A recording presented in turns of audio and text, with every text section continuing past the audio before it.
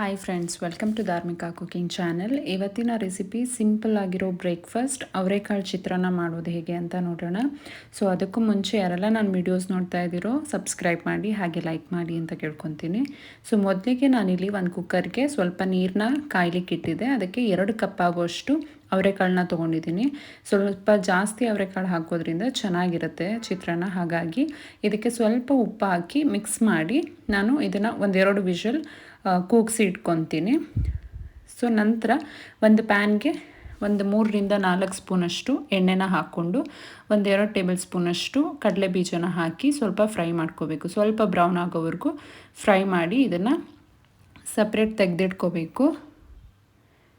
ನಂತರ ಅದನ್ನು ತೆಗೆದಿಟ್ಕೊಂಡು ಅದೇ ಎಣ್ಣೆಗೆ ಸ್ವಲ್ಪ ಸಾಸಿವೆ, 1/2 ಟೇಬಲ್ ಸ್ಪೂನಷ್ಟು ಸಾಸಿವೆ, ಹಾಗೆ ಜೀರಿಗೆ ಮತ್ತು ಕರಿಬೇವು, ಹಾಗೆ 5 ಮೆಣಸಿನ್ಕಾಯಿ, ಹಾಗೆ ಸ್ವಲ್ಪ ಕಡಲೆಬೇಳೆ ಹಾಕಿ ಚೆನ್ನಾಗಿ ಫ್ರೈ ಮಾಡ್ಕೋಬೇಕು. ಸ್ವಲ್ಪ ಫ್ರೈ ಆದ ನಂತರ 1 ದೊಡ್ಡ ಸೈಜು ಈರುಳ್ಳಿನ ಸ್ಲೈಸ್ ಮಾಡಿ ಇಟ್ಕೊಂಡಿದ್ದೆ. ಸೊ ಅದನ್ನು ಹಾಕ್ಕೊಂಡಿದ್ದೀನಿ.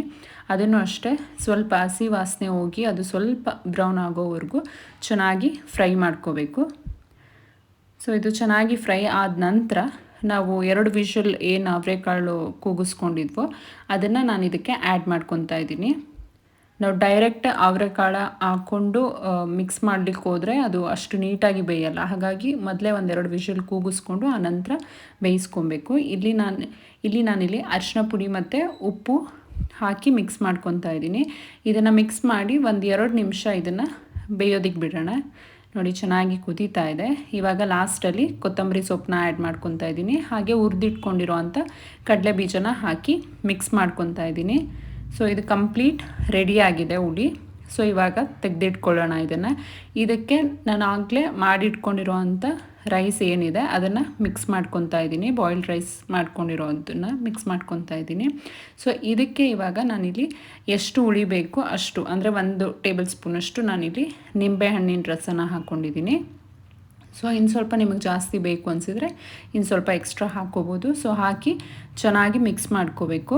ಹುಳಿ ಮತ್ತು ಅನ್ನ 2 ಚೆನ್ನಾಗಿ ಮಿಕ್ಸ್ ಆಗಬೇಕು. ಸೊ ಇದು ರೆಡಿಯಾಗಿದೆ. ಇವಾಗ ಚೆನ್ನಾಗಿ ಮಿಕ್ಸ್ ಆಗಿದೆ. ಸೊ ಇದನ್ನು ತಿನ್ನಲಿಕ್ಕೆ ಸರ್ವ್ ಮಾಡ್ಕೋಬೋದು. ಸೊ ಇದಿಷ್ಟೇ ಸಿಂಪಲ್ ರೆಸಿಪಿ, ಬ್ರೇಕ್ಫಾಸ್ಟ್ ರೆಸಿಪಿ.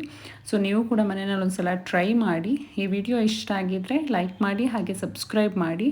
ಹಾಗೆ ಈ ವಿಡಿಯೋನ ಸ್ಕಿಪ್ ಮಾಡದೆ ಪೂರ್ತಿಯಾಗಿ ನೋಡಿ. Thank you.